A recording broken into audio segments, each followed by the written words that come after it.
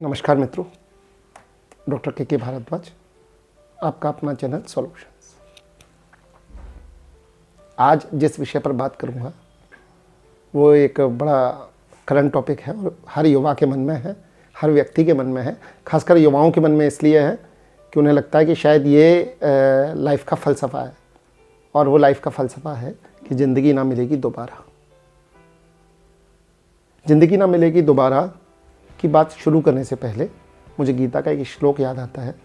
पंचम अध्याय द्वितीय श्लोक। संन्यासः कर्म योगश्च निः श्रेयस करावभो तयोस्तु कर्म संन्यासात् कर्म योगो विशिष्यते। अर्थ, कर्मों का संन्यास। कर्मों का संन्यास मतलब कर्म बंद नहीं कर देने, कर्म खत्म नहीं कर देने। कर्मों का संन्यास का मतलब मन, शरीर, इंद्री किसी के द्वारा भी अपने ऊपर से, अपने पास से कर्तापन का त्याग, कि मैं किसी काम को कर रहा हूं। और निष्काम कर्मयोग। निष्काम कर्मयोग का मतलब मन से, बुद्धि से ये मान के चलना कि भगवान सारे काम कर रहे हैं और मैं उन भगवान के कर्मों को ही कर रहा हूं, भगवान के आदेश से ही कर्मों को कर रहा हूं। ये दोनों ही मुझे पाने में सबसे अच्छे मार्ग हैं।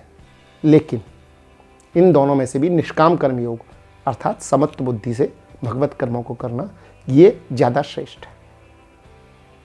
अब आते हैं जिंदगी ना मिलेगी दोबारा। पूरी गीता में एक बात कही गई है कि अगर तू, पूरी गीता में जब भी मैंने गीता पढ़ी तो उसमें एक ही बात समझ पाया मैं, और वो शायद पहले अध्याय से लेकर 18वें अध्याय तक अंतिम एक ही बात कही गई है कि तुझे यदि त्याग करना है, तुझे छोड़ना है, तो तुझे फल, आसक्ति और कर्तापन का अभिमान। फल, आसक्ति और कर्तापन का अभिमान, तीन चीज छोड़ दे। अगर कोई कर्म कर रहा है तो उस कर्म के पीछे कोई आसक्ति मत रख, किसी फल की इच्छा मत रख, और कर्तापन का अभिमान तो बिल्कुल भी मत करना कि ये काम मैं कर रहा हूं। ये तीन चीज छोड़ दे तो निश्चित रूप से तू समझ जाएगा कि जीवन सही दिशा में चल रहा है मेरा। लेकिन आप तो एक नया कॉन्सेप्ट समझ गए, जिंदगी ना मिलेगी दोबारा। मेरा दोस्त अभी अपने एक रिश्तेदार की शादी में गया, हम लोगों की एज ग्रुप का है, गया वहाँ जाकर के उसने जो बात मुझे बताई, तो इस बात को मैं जानता था, लेकिन उसने इतने पास से उस बात को देखा कि वो बात मतलब अलार्मिंग है, हम सभी के लिए अलार्मिंग है। उसने कहा कि वो अच्छी खासी नौकरी पर है, उसके पूरे दोस्तों का ग्रुप आया और उनके लिए सिगरेट और शराब बहुत हल्के टाइप के नशे होते हैं। तो वो पूरा ग्रुप जिसमें लड़के लड़कियां सब हैं, 18-20 लोग थे, उनके लिए पता नहीं वो कौन कौन से नशे कर रहे थे, गांजा, चरस, अफीम वगैरह, कुछ भी हो सकता है। मतलब मैं इस संबंध में अनभिज्ञ हूँ और मुझे इसमें कोई जानकारी लेने का शौक भी नहीं है, मैं चाहता भी नहीं हूँ कि इसमें कोई जानकारी लूँ। सिर्फ इसलिए कि ज़िंदगी ना मिलेगी दोबारा, इसलिए हम सारे नशों को करके देखें कि इससे क्या मिलेगा। कर क्या रहे हो आप कर क्या रहे हो? हमने पूरी इस संस्कृति को, हमने पूरे अपने कल्चर को भोग पर बना दिया। पूरी संस्कृति भोगो भोगो भोगो, जम के भोगो, जो चीज़ मिल रही है उसे भोगो, जितना ज़्यादा भोग सकते हो उतना भोगो। आपका शरीर थकेगा मित्र, आपका शरीर थकेगा, आपका मन थकेगा, और भोगते भोगते आप समाप्त हो जाएंगे। ययाति के बारे में आपने सुना होगा, उसने पुनः अपना यौवन मांगा था और पुत्र ने उसे यौवन दे दिया, लेकिन ये इच्छाएं कभी समाप्त नहीं होती।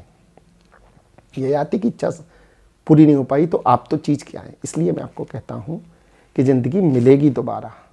ज़िंदगी ना मिलेगी नहीं, ज़िंदगी मिलेगी दोबारा। और जब ज़िंदगी मिलेगी तो ये ज़िंदगी जो आपको मिली है दोबारा, इसको बेटर बनाने में, अपने मन को, अपने तन को, अपने जीवन को, अपनी आत्मा को अच्छा बनाने में, बेटर बनाने में प्रयोग करें, ना कि इन चीज़ों में जिसको आप सोचते हैं भोगने में। अगर भोगेंगे तो भोगने की कोई मतलब भोगने की तो कोई लिमिट ही नहीं है, भोगने की कोई अंत नहीं है। आप कहाँ तक भोगोगे और कितना भोगोगे और कब तक भोगोगे? शरीर है, थकेगा। इसलिए एक, शायद मैं इसमें इंग्लिश का विद्यार्थी नहीं हूँ, लेकिन इंग्लिश में मैंने एक वो सुन रखा है कि डॉक्टर फॉस्टस से ये कहा गया कि भाई उसके पास शैतान आया। ये कोई प्ले है, शायद शेक्सपियर का प्ले है, मतलब मुझे उसके बारे में ज़्यादा अनभिज्ञ हूँ मैं।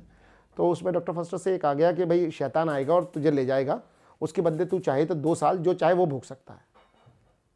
तो डॉक्टर फर्स्टस बहुत खुश हुआ, बोले 2 साल बाद ले जाएगा, 2 साल तक तो मैं सब कुछ भोग सकता हूँ। उससे सब कुछ भोगा, वो जितना भोग सकता है उतना भोगा उसने जो मांगा वो मिला उसे, अच्छे कपड़े, अच्छी गाड़ी, अच्छी सब कुछ जो उसके मन में था वो उसने भोगा।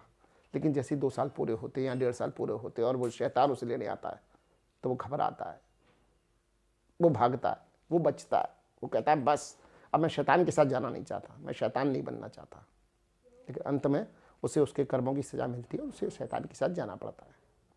भोगने की एक लिमिट है, इसलिए ज़िंदगी मिलेगी दोबारा।